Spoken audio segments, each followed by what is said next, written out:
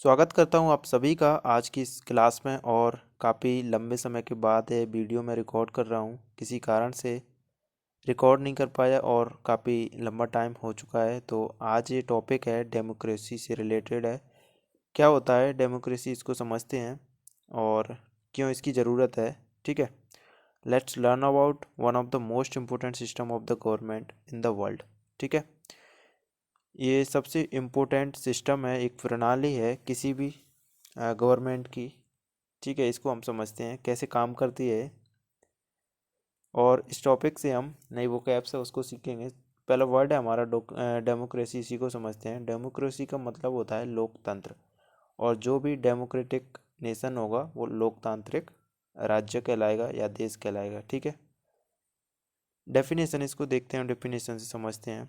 Democracy means क्या होता है, अ सिस्टम ऑफ गवर्नमेंट, एक सिस्टम होगा गवर्नमेंट का, है ना, in which the people have the power to choose their leaders. वहाँ पर लोगों के पास पावर होगी अपने लीडर्स को चुनने की, अपने नेताओं को चुनने की, या फिर अपने रिप्रेजेंटेटिव्स को चुनने की।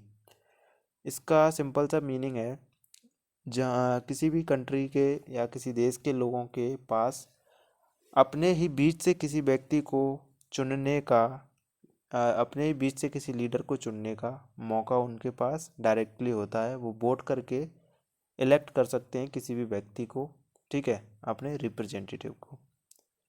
It gives citizens the right to take part in decision making.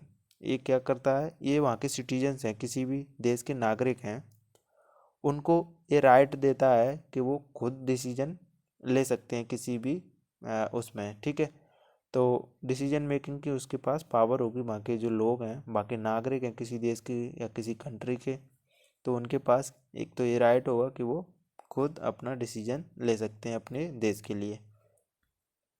और डेमोक्रेसी काम कैसे करती है इसको समझते हैं। यहाँ तक क्लियर है।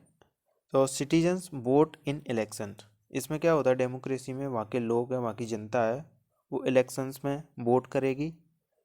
दे चूज देयर रिप्रेजेंटेटिव्स, वो अपने रिप्रेजेंटेटिव्स को चूज करते हैं या फिर चुनते हैं। रिप्रेजेंटेटिव्स का मीनिंग क्या होता है, प्रतिनिधि होता है इसका मीनिंग, मतलब जो लोगों का प्रतिनिधित्व कर रहा होगा। ठीक है, ऐसे ही representatives makes laws and policies for the country. जो रिप्रेजेंटेटिव्स होंगे, ठीक है, जो प्रतिनिधित्व कर रहे होंगे लोगों के, वो क्या करेंगे, कानून बनाएंगे, पॉलिसीज़ लेके आएंगे, नीति, कानून, ऐसी चीज़ें हैं वो अपने देश के लिए, कंट्री के लिए बनाएंगे जिससे लोगों के लिए अच्छी हो। तो इस तरीके का कानून वो बनाएगी, जिससे इस तरीके से डेमोक्रेसी वर्क करती है। मेन आइडियाज़ क्या हैं डेमोक्रेसी के, इसको समझते हैं हम पहले। एक तो इक्वालिटी, मतलब एवरीवन इज ट्रीटेड इक्वली। किसी भी व्यक्ति में किसी भी प्रकार का भेदभाव, ना लिंग का भेदभाव हो, काला हो गोरा हो, ठीक है, या फिर जातिगत भेदभाव हो, किसी भी तरीके का कोई भी डिस्क्रिमिनेशन किसी के साथ नहीं होना चाहिए, और उसमें इक्वलिटी का इक्वल रूप से सभी को ट्रीट किया जाना चाहिए। That is democracy. ठीक है, ये पार्ट होगा डेमोक्रेसी का। दूसरा क्या होगा, फ्रीडम होगा। Everyone can express their opinion, और हर किसी के पास अपने ओपिनियंस को, ठीक है, अपनी भावनाओं को एक्सप्रेस करने का, लोगों के बीच रखने का उनके पास फ्रीडम होगा। ठीक है, तो ये तो क्या होगा, डेमोक्रेसी का पार्ट हुआ। इसी तरीके से और क्या आइडियाज़ हैं डेमोक्रेसी का। एक तो पार्टिसिपेशन करने का मौका मिलेगा गवर्नमेंट के अंदर लोगों को, अपने देश को आगे ले जाने के लिए, प्रोग्रेस करने के लिए पार्टिसिपेट करने का उनको मौका मिलेगा। ठीक है, और भी इसके कई पार्ट्स हैं, डेमोक्रेसी के कई आइडियाज़ हैं। ठीक है, हर किसी के पास अपने विचार विमर्श व्यक्त करने की फ्रीडम होगा उसमें। ठीक है, स्वतंत्रता होगी, समानता होगी। और इसमें क्या होता है, जनता खुद का शासक कहलाती है। जनता ही अपने बीच से किसी को चुनती है, तो जनता का शासन होता है इसमें। जनता ही शासक और जनता ही शासित होती है। ऐसे ही सभी में सामाजिक न्याय, आर्थिक न्याय या फिर राजनीतिक न्याय, ये सारी चीज़ें डेमोक्रेसी कहलाएगी। सभी को बराबर का न्याय मिलना चाहिए, किसी के साथ किसी भी तरीके का डिस्क्रिमिनेशन नहीं होना चाहिए। तो ये लोकतंत्र के पार्ट हैं। आगे देखते हैं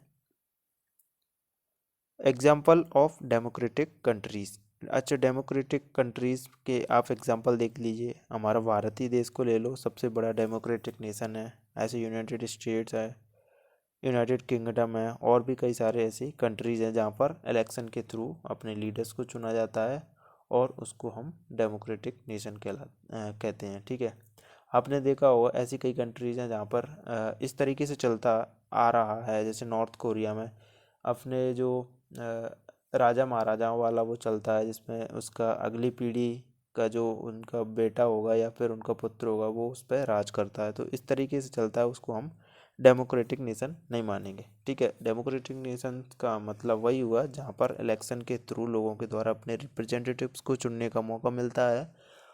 ठीक है, तो इस तरीके से डेमोक्रेसी काम करती है। एक फेमस कोट है अब्राहम लिंकन का है, democracy is a government of the people, by the people and for the people. Democracy is a government of people, यानी लोगों की सरकार है। ठीक है, जनता की सरकार है, जनता के द्वारा और जनता के लिए ही। ठीक है, जनता के द्वारा चुनी हुई सरकार, जनता के लिए और जनता के द्वारा और जनता के लिए ही। रिकैप देखते हैं एक बार, इसको फिर से समराइज करते हैं। Democracy gives power to the peoples. Democracy क्या करती है, लोगों को पावर देती है। ठीक है, it ensures equality, freedom and participation. ये इंश्योर करती है सभी को इक्वली अपॉर्चुनिटीज़ मिलें। ठीक है, इक्वली ट्रीट किया जाए, फ्रीडम हो सभी के पास अपनी अभिव्यक्ति व्यक्त करने की, और लोगों के पास पार्टिसिपेट करने का मौका मिले सरकार में। It helps build a fair and just society. ठीक है, एक अच्छी सोसाइटी का निर्माण हो। तो ये सारे डेमोक्रेसी के पार्ट्स हैं। डेमोक्रेसी इस तरीके से काम करती है। तो आज के इस टॉपिक में हमने नए वर्ड्स हैं वो सीखे और डेमोक्रेसी को भी समझा। आपने कई बार इस वर्ड्स को सुना होगा। इस तरीके से ये एक तरीके से समझ सकते हैं, पॉलिटिक्स से रिलेटेड वर्ड है, आपने कई बार इसको सुना होगा। तो आज की इस वीडियो को यहीं पे वाइंड अप करते हैं।